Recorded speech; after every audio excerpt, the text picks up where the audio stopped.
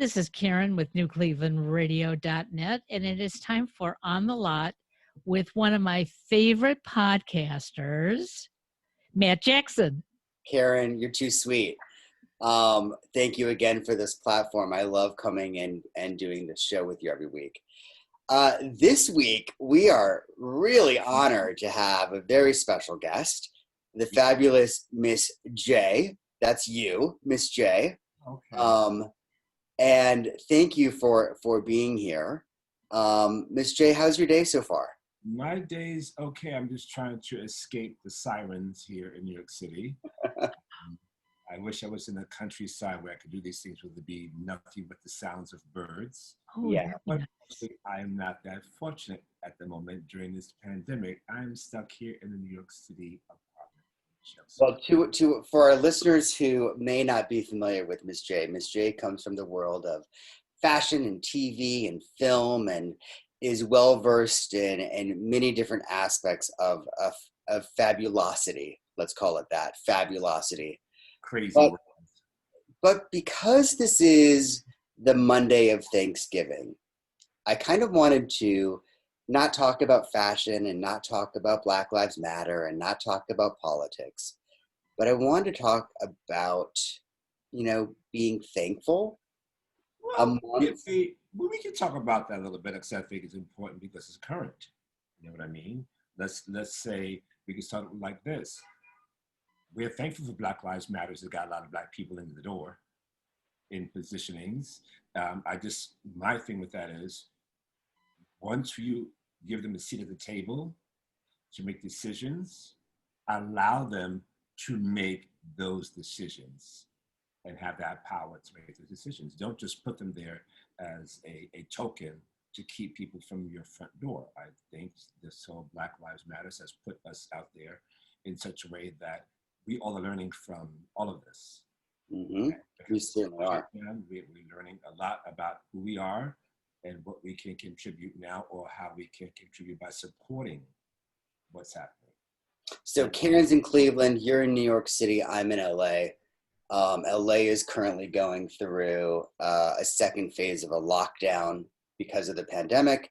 Restaurants are actually now closing their outdoor seating. So there's a lot happening in our world.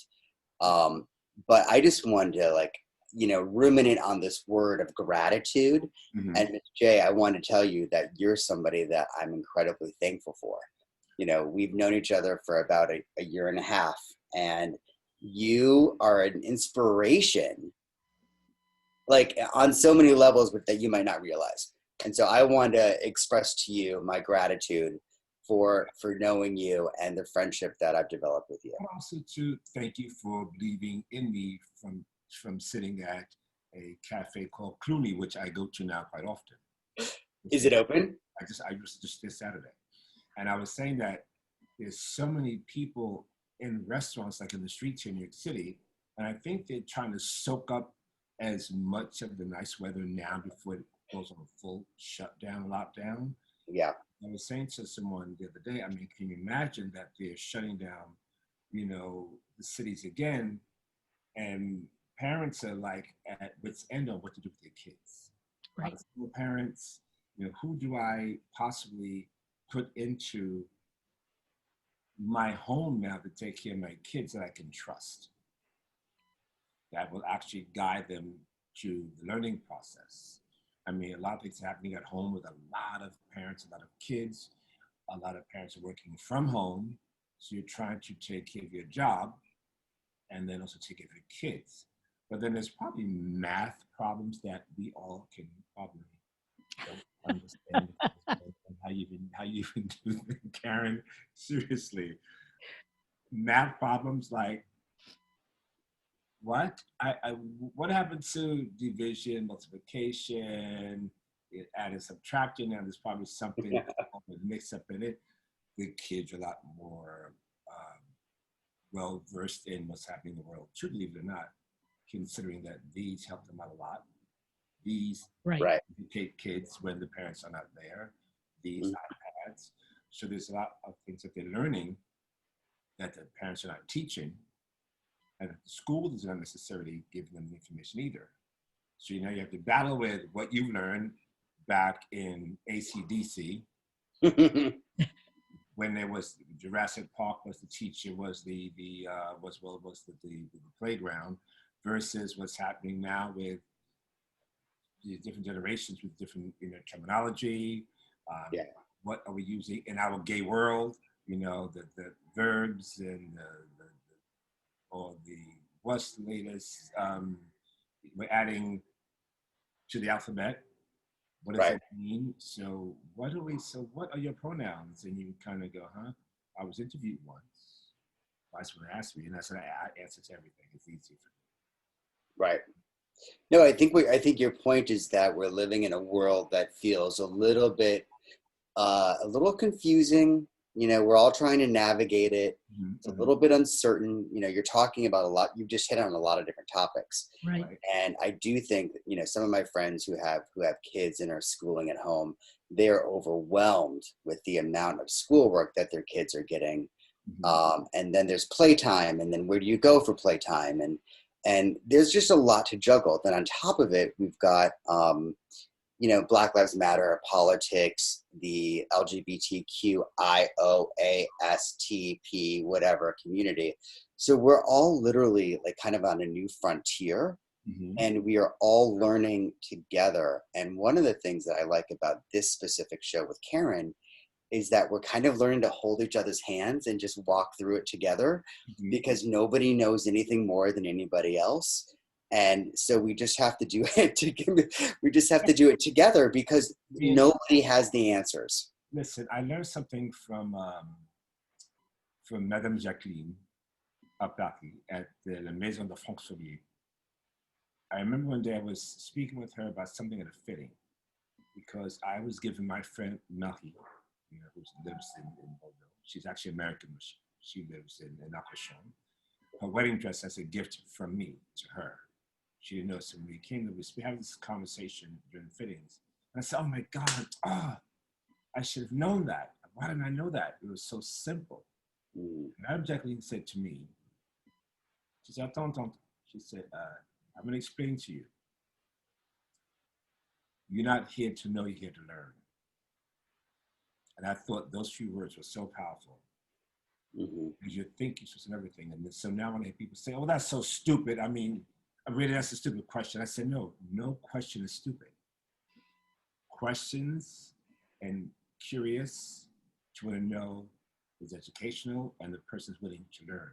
So it's smarter than you are, just because it's something basic. Because I know nothing about architecture. I can appreciate it, but I know nothing about it.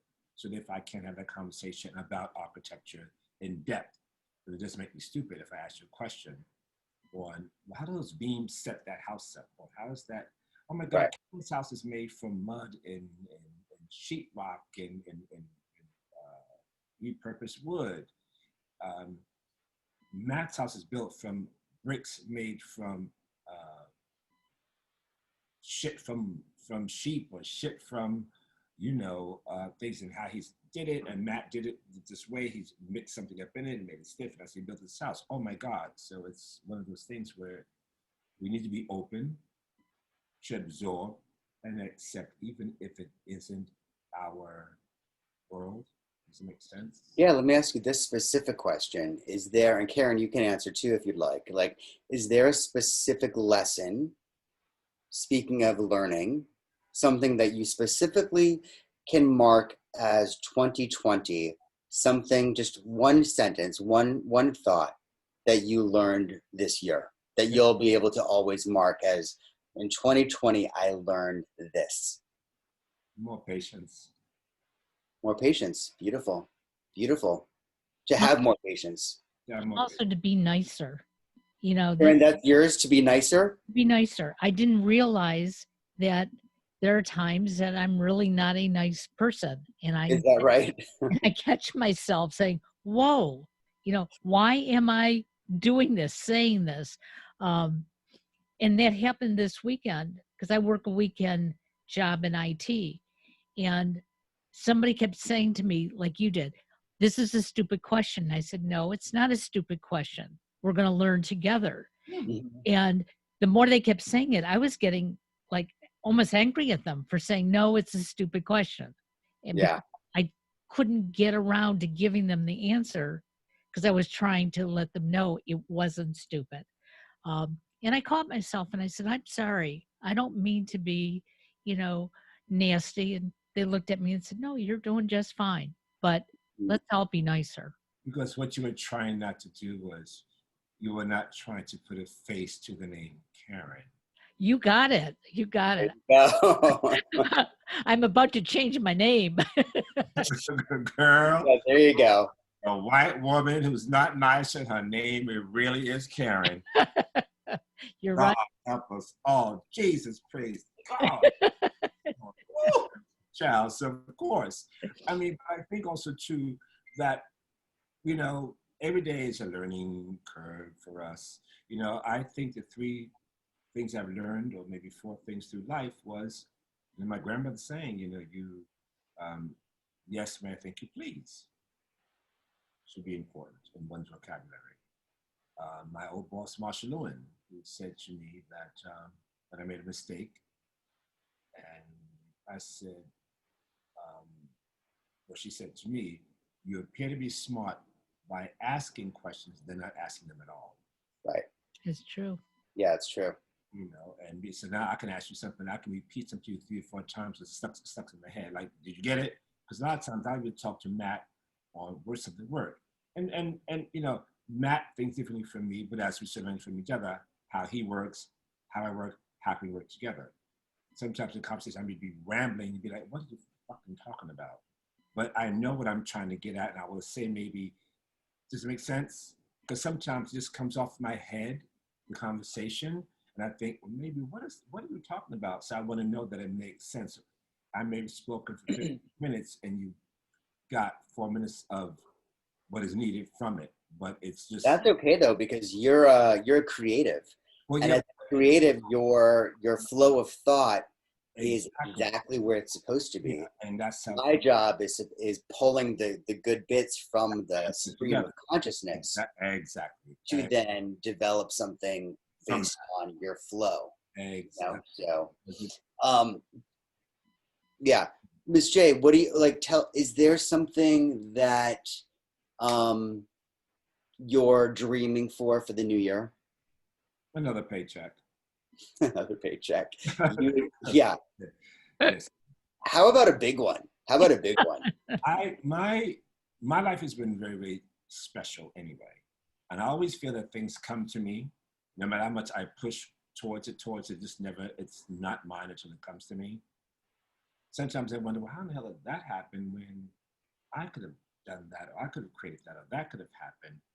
And it's all about divine timing, I think. And I think sometimes when I dream about my mother or my grandmother in our old place up in the Bronx, they letting me know that everything's going to be okay. Yeah, I'm a person also too. I would just repeat something in my head, and I would choose the worst part of it first. How would I handle that if this happens? And then I'll think about the other part, the good part of it, after. But I always go, well, if that happens, how do you handle it? What do you do? Yeah. And I don't like confrontation because I know where my personality goes. I taught myself in the past maybe 3 or 4 years, because my thread trigger is real short. Yeah. The moment you go at me, I go, and if you're in front of me, you'll probably get physically hit. I'm that girl. So I learned to... Oh, watch out. Watch out, Karen. I learned to keep my hands to myself and not grab you by the throat or punch you in the throat. So people may not think that about me. Oh, you running around here in a cocktail, dressing high, teaching women how to walk, girls how to walk, and you're this person. But there's a side of me. I grew up in the South Bronx. I'm one of 10 kids. I'm number 7. If you come at me, I'm coming back at you. So I learned with social media as well that people just sit back home and they say things, they dig up things to create problems and to create controversy. A lot of times I won't bite back. Like someone just recently wrote and said, how could you get up there and post all these retouched pictures of you constantly and talk about women and having these positive images? Well, first of all, I wasn't speaking about anybody in a picture that I had no control over other than posting it. Mm-hmm. I didn't get there, and I've looked at the picture. If you zoom up, it's not you see the pores of my skin. You see what a skin looks like. It's not like I don't have wrinkles. It's not like every wrinkle is stretched out and I look like this. Right. It was just a photo. It was just a Right. photo that was up there. And I didn't even bother to comment on it because it made no sense. Because what I also taught myself is look at the negative comments and look at the positive comments. Lean towards positive stuff. Yeah. Nope, but go into the negative things because there may be something in there that's when they said that may make you rethink something. Listen, there are a lot of young people who listen to this podcast because we had some young actors on last week who are literally 11, 12, 13 years old. They're beginning their career in creativity. They're beginning their march into the world of fashion, film, television. And it was really great to hear how actually, Karen, how intelligent they were. And they look up to people like you, Miss J. If there was a lesson or a word or a thought that you would give to some of our listeners about maybe an inspiring thought, what's your march? What's your thought? What's your inspiring word? I think first of all, listen with your eyes.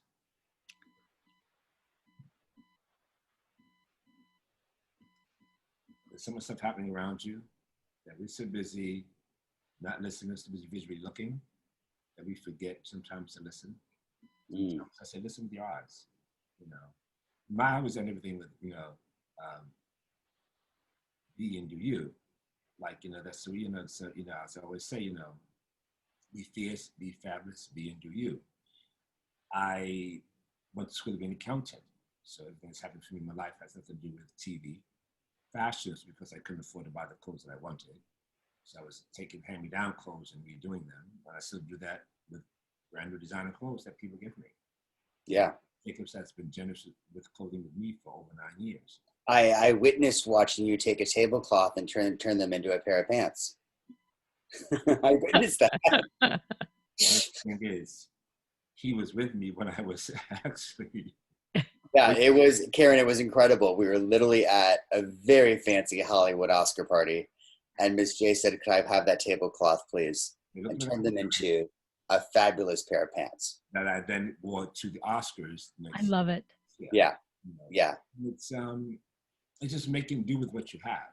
Well, making do with what you have, but also I just want to share with you that some of the words that come to mind that when I think of you are authenticity and creativity. And those words are really, I think, they're really important right now in a time when we're all kind of figuring our place in the world. Like, where do we go? What do we do? Where's the job? Where's the market? Authenticity and creativity in your home, with yourself. People can find joy in that and pride in that and a purpose in that. Yes. And I think the most important part of that is just to have respect for young, black, white, blue, purple, green, old, young. I mean, because I think respect and manners will carry you and money cannot. Absolutely. Yes, sir. Yes, yes, yes. Sometimes I always say, like, I taught my niece that I'm closest to right now, that I'm really closest to right now, and I'm an uncle of 28 nieces and nephews. She learned a valuable lesson from me. She wanted a dress for her prom years ago, and I sent her a dress, handed her a dress by a model, a $5,000 designer dress, which I thought was a lot of money. Designer said to me, go, Jay, into what we edited from the collection. If it fits her, take it. She never thanked me for it. Right. Hand delivered. Hand delivered. So me, when I came to New York for Christmas, I asked for it back. And she said, well, I decided to go to the prom. I was going to wear something else. I says, no, you give it back. And that's when I said, when you follow a stupid person home and knock on the door or ring the doorbell, usually 65% of the time. New York City. That's You gotta love it. It's music. yeah. This is why I hate doing things here, because I'm in this zone right now. But you can still hear me? Everyone can hear me? Yeah. Yeah. Yes. So I always say, when you follow a stupid person home and knock on the door or ring the doorbell, normally 60% of the time the stupid person opens the door, meaning it starts at home. It starts at home. And I think for most people, we're in the world right now where everything happens so quick. So people that are 13, 12, 11, or 10, they feel a bit entitled. And you also feel because you want to be popular in school, so we have to have 1 million more followers than the other person. And then you think because of your power that you can speak to people the way you wish to speak to. Not on my watch. Mm-hmm. No. It just Do you have a thought? This is kind of a bigger conversation, but do you have a thought on, now, I don't have an answer, Karen doesn't have an answer, but is there a bigger trend happening with social media? Will social media take over our lives, or will social media eventually maybe die down after this pandemic? Because we've all been scrolling for 8 months. I think it can be twofold. I think is going to put a lot of people out there, because so many people are not creating content online, which for me now, I just think it's kind of like another app. We have everything else going on. Now we're being forced to do another. Someone said to me, "Can you please do PayPal? Can you do Venmo? I'm able to brand you with something." I think I don't have either one of them. They're like, "What do you mean?" I don't have it. My jobs come, they tell me I get booked, we get paid, everybody gets paid, thank you, I'm gone. I'm not having anyone pay me directly for things like this and these projects that people are doing. And we should do more content on TikTok. I forgot I even did the damn thing. You know what I mean? But I think it all may come to this big collide, and it just kind of goes out, and then it'll just settle down. It'd be a little different approach, maybe. I don't know, because right now everybody's at home on computers creating all kinds of content and things that are happening, and you sometimes get tired of looking at it because it's just a bit overwhelming. That was my point. Yeah. I don't know if it's because we are older, and even older, I think it's just a lot to look at. There's so much more going on in my head that I have to make sure that 3 times a week, 2-3 times a day, I need to post something, and I don't. Yeah. I try to choose my days when I post something. I try to post something funny, see what you post. When people post something like that, may be a negative comment. Like the other day, someone posted a picture. They did put my head on Harriet Tubman's head. Okay. And I don't know if you saw it. So they put it on, I'm sure to you, and they thought they were being very shady and funny. Mm-hmm. I said, they didn't realize that they were putting me on the head of greatness. Mm. Because I'm not that sensitive. I'm not that sensitive to everything like that. When you cut me, when I'm trying to explain something to you, I get annoyed. Mm-hmm. But I'm not sensitive. When you want to make fun, I make fun of my damn self. So I mean, so for me, like, someone says it's just a joy to watch you wake in the morning and see something that you posted. One woman said to me, she said she spit her latte out because she laughed so hard when she saw the image of me, and it made me laugh. And I said to her, I says, well, that's just me, like this one here I did the other day. I said, oh my God, I heard that they may shut the city down and the hair salons. Mm. Okay. So that's me being funny with myself, you know, and just having fun with it. And then this one here was the one that they did. Wow. Okay. Yeah, interesting. So my response was to this was like, it's Throwback Thursday. I'm throwing back this Thursday to a shady fan who sent this pic saying he didn't know I had a twin wearing Christian Acqua, and no comment I wrote, other than he compared me to greatness. I'm leaving that to you all. Have a great everyone. Yeah. And why am I going to get mad about it? You have the freedom to post. I didn't think it wasn't nothing said mean, but it was just very shady content. But now if I was really off the deep end with 234 comments behind this picture, I would have been all upset. But that's the wrong battle. That's the wrong battle. Mm-hmm. How dare you, idiot? Don't you know that is blah blah blah? This one is so great. There's a lot of battles, I think, out there in the social media world. And I wanted to say that one of the things I was thankful for is that this morning I woke up and I saw my neighbors, a father and son were outside playing football. They were just playing catch. And it reminded me of the simplicity of connection between humans, the simplicity of like getting away from our media and just remembering kind of the basics of connection. Gotcha. And I was very thankful to see that because I know the family and the kids really do like social media and they are on their computers and technology is literally their fingertips. But to see them doing something that it was just a nice moment. 8 months. So you get closer or you separate. You get divorced. Well, okay, you get it because we've been, kids and parents, we all have our moments where we are sitting at home. So you have a regular job, you're up in the morning by 6, 7, you're out the door. You don't come back home until maybe 6 in the evening. So you get to appreciate your wife a little bit because you got to look at something on the outside visually to kind of stimulate your hormones and things. So you can take it home and give it to him or her. Then you have the kids who are in school. That's their space. That's their safety zone. That's where some kids, that is where they get their meals. That's where it's a safe zone for them. Right. So you're going from home at 8 o'clock until 3 or 4 o'clock. So you feel safe. Mm-hmm. So all that pressure now of getting up in the morning, being at home with someone that you don't like, or a family member who may look at you and do something. My niece is working at the trauma unit as well, because she's one of the medical examiners here in New York City working with them. And the story that she shares with me, some of them are really, really sad.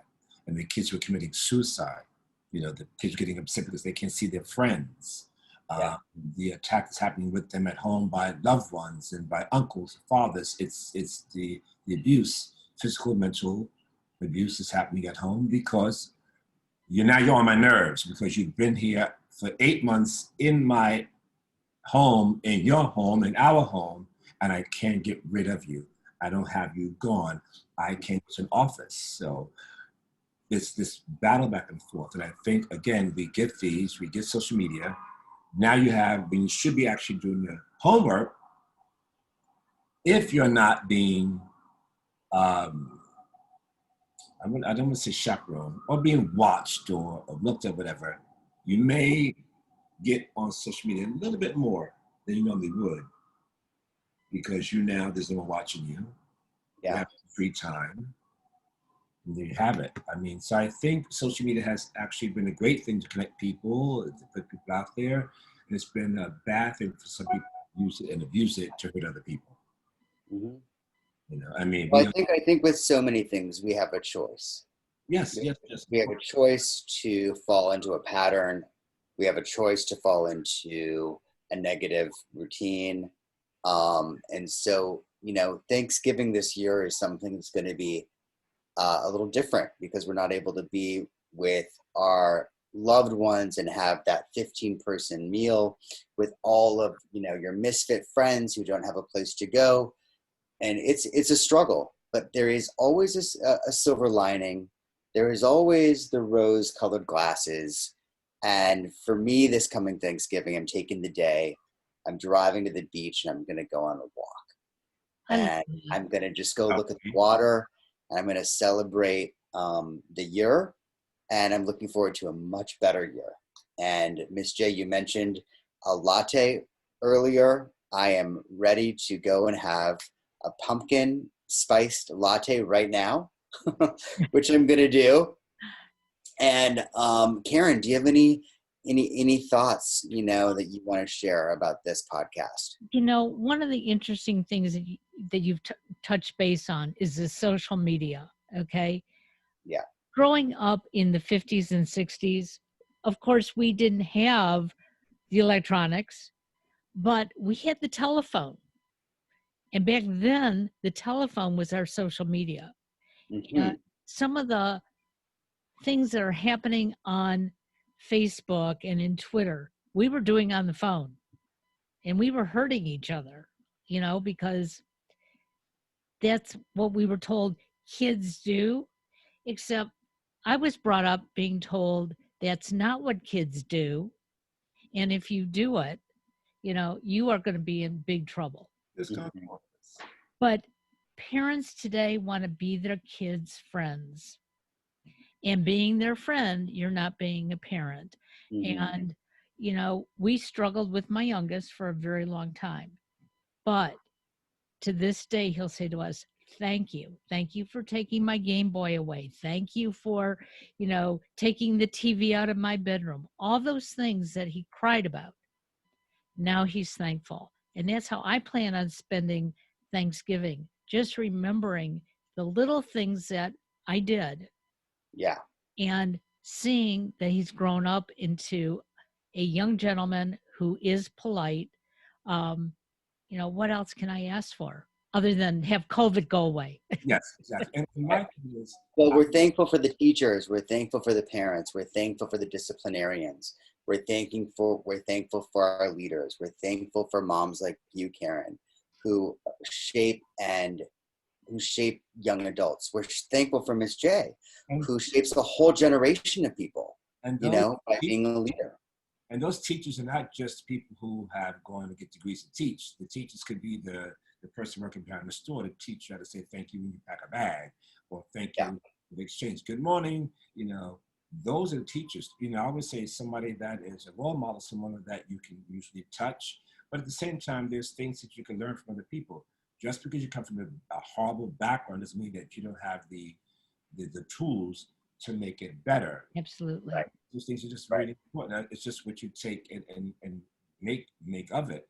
I mean, we are in a world that is forever changing. And like I said, these can give us good news and bad news. You can always be educated through that.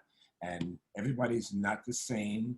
Sometimes you can give someone advice on something that could possibly work for them that may have worked for you.